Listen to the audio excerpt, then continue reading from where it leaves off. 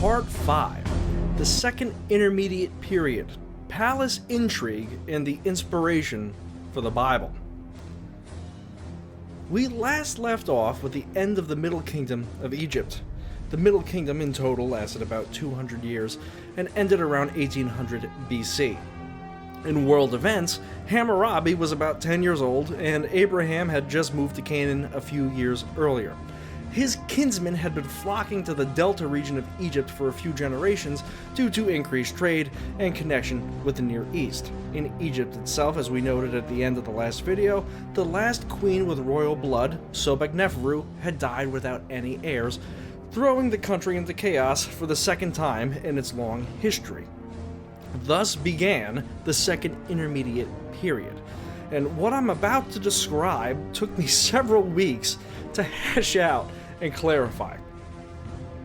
An Egyptian kingdom initially maintained control over the delta down to Nubia after Sobekneferu. So you got some people who are trying to hold it together. This is the 13th dynasty. Now, do you remember all those Canaanites and Mesopotamians who moved into Egypt during the Golden Age, all seeking wealth and whatever? They lived in the Delta region, and they broke off, establishing the 14th dynasty. So what we have now is a 14th dynasty ruling part of the Delta, and the 13th dynasty simultaneously existing, comprised of Egyptians, ruling the rest of the country.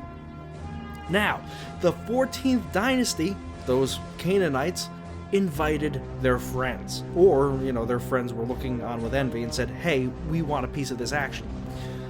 A second wave of Asiatic Canaanites poured into Egypt via the Delta and took it over. These were not as peaceful as their forerunners. The second wave showed up in the Delta with a new weapon, chariots. Before this, you don't have any chariots in Egypt. They ruled out of a city called Avaris, but later took over the traditional Lower Egyptian capital of Memphis. This is the 15th dynasty, which they're called the Hyksos, foreigners. They extinguished the 14th dynasty, but the 13th dynasty in the south is still a thing. A little after that, in the south, the 16th dynasty replaces the 13th. So now we have the 16th dynasty in southern Egypt, in Thebes, with the 15th dynasty, the Hyksos, in the north. There's some trouble in the south then, and there's a 17th dynasty that supplants the 16th. So at the end of this all, you have the Hyksos, the 15th dynasty, ruling in the Delta, and you have the 17th dynasty in Thebes. When I say that this confused the shit out of me, I am not exaggerating at all. We have but one piece of legal-esque literature here coming from the 17th dynasty in Thebes. It's called the Coptus Decree. It was written by, I'm going to mess this up, a man named Nebkefere Intef. This reference is buried in a much earlier video, but the 10th dynasty that reunited Egypt after the First Intermediate Period was led all by a bunch of guys named Intef. It appears that one of their distant descendants, much like how Brutus, who overthrew Tarquin, and then Brutus, who killed Caesar hundreds of years later, became pharaoh of the 17th dynasty, which would eventually drive out the Hyksos and reunite Egypt within 3 generations of his rule. The Coptus Decree deals with issues that are characteristic of the chaos of the time, including palace intrigues, external rebellions taking advantage of dynastic changes, and the foreign Hyksos presence. A man named Teddy is identified as a priest and official in the region of Coptus who was charged and ultimately convicted of doing an evil thing, which means that he committed treason. It's easily inferable that the punishment for treason was death. However, that is not the sentence that Nebkefere Intef imposed, since the God on earth had full sentencing discretion over matters of such importance. The pharaoh said this regarding the culprit, Teddy. Cause him to be deposed from the temple of my father, and cause him to be cast out of his temple office from son to son, and heir to heir upon earth. Take away his bread, his food, and his joints of meat. His name shall not be remembered in this temple, according as it is done toward one like him who was hostile toward enemies of his God. His entries shall be cast out of the temple of Min from the treasury, and on every book likewise. In the last video, we discussed property law in the Middle Kingdom. Now, property wasn't just land. Jobs were property, and they were hereditary property. We previously spoke about how the mortuary priest, it was a hereditary position. The positions of the nomarchs, most priests with the exception of the high priests, the viziers, and other government-related jobs were all hereditary positions. Here, what the pharaoh is doing in imposing his sentence is removing Teddy from his post, and in doing so is depriving him and his descendants of his property, his family possession.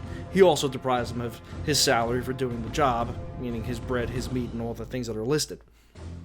He is also, although keeping Teddy technically alive, is condemning him to non-existence upon death. The crocodile goddess is gonna eat Teddy's heart. Remember the Ka and the Ba, the physical double and the personality? He is being deprived of a resting place, and he is being deemed what's essentially damnatio memoriae. His name is being stricken from all the records. His Ka and his Ba will have nowhere to rest, and he will never reach the afterlife or resurrection. This sentence, I think, is an utter damnation that probably could have been construed as being worse than death. But the Pharaoh goes on. As for any king or any ruler who shall be merciful to him, he shall not receive the white crown. He shall not wear the red crown. He shall not sit upon the throne of Horus, of the living. The two patron goddesses shall not be gracious to him as their beloved. As for any commandment or any official who shall apply to the king to be merciful to this traitor, the applicant's people, his goods, his fields, shall be given to the temple of Min in Coptus.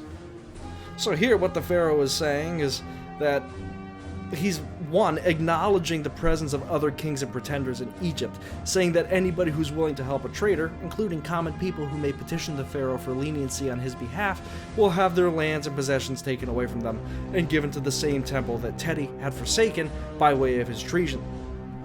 Now, like I mentioned before, within 3 generations of this decree, Egypt was reunited after the 17th dynasty drove out the Asiatic interlopers. There is a fictional story saying what triggered the reunification. It involves the Hyksos king, Apophis, writing to Seqenen-Re, the pharaoh of Thebes of the 17th dynasty, saying, "Your hippopotami keep me up at night. They must be silenced." It's unclear what that means. Maybe he was insulting his harem wives, calling them hippopotami or something like that. But whatever the meaning, it galvanized Seqenen-Re to attack and drive the Hyksos from Egypt. In real life, it appears that he had done so, or he at least tried to dislodge them, because his mummy is gruesome. So that's the history. Now I want to take a detour and talk about who these Hyksos were. We know that they're Asiatic interlopers, but there's another possible origin story in the making.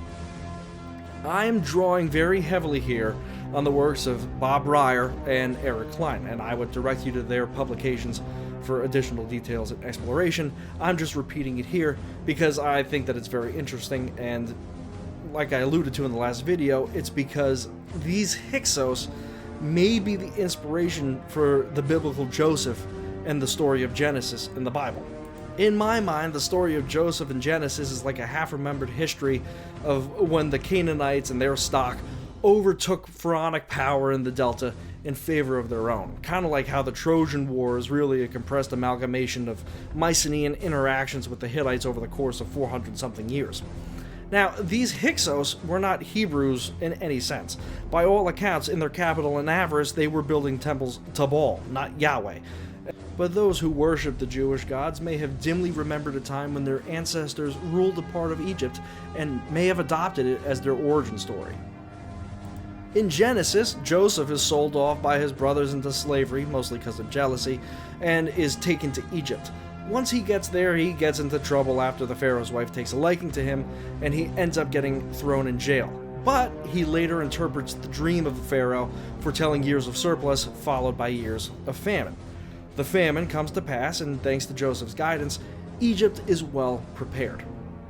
His brothers back in Canaan were not prepared, and so they ventured to Egypt in search for food, not realizing that they were dealing with their own brother in the court of the pharaoh. One of the main questions that I had when reading the story of Joseph was, how would a Canaanite, a criminal Canaanite who was jailed no less, get so close to the most powerful man in the ancient world, especially when they're noted to be so freaking xenophobic?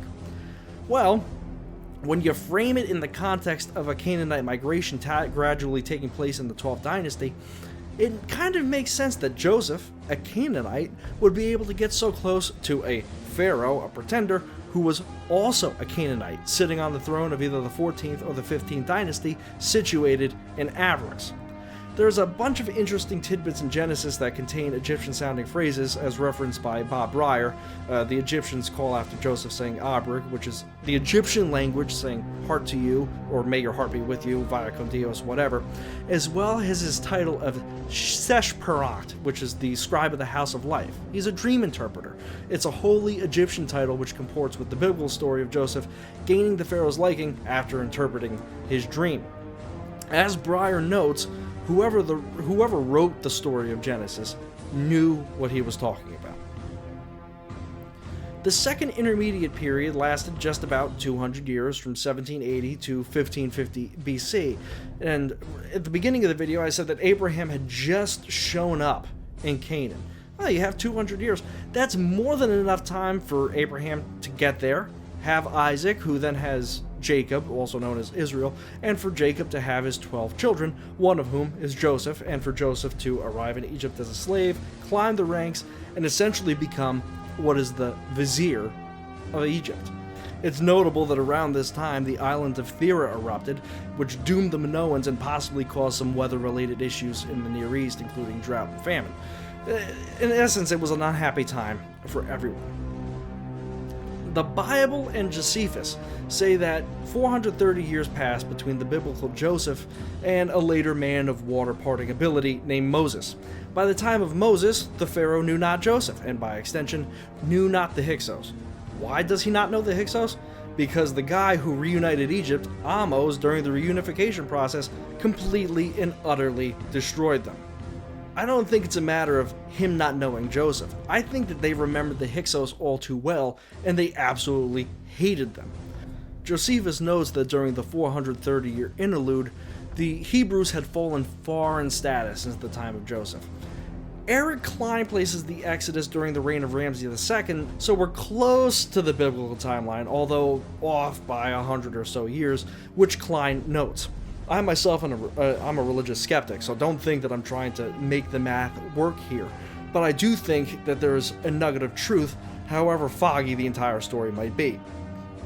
Toby Wilkinson has a nice section about the migration in his book, The Rise and Fall of Ancient Egypt, if you want to learn more. Now, unfortunately, absolutely none of that had to do with law, but it is good food for thought, especially because the early Torah and the Jewish laws conveniently borrow a lot from Egyptian culture. That's going to be a different video series, and I'm just doing the work early here. When we pick up again with this series, we will be discussing the reunification of Egypt and the New Kingdom, which is where all the juicy legal things start happening. Thank you for watching.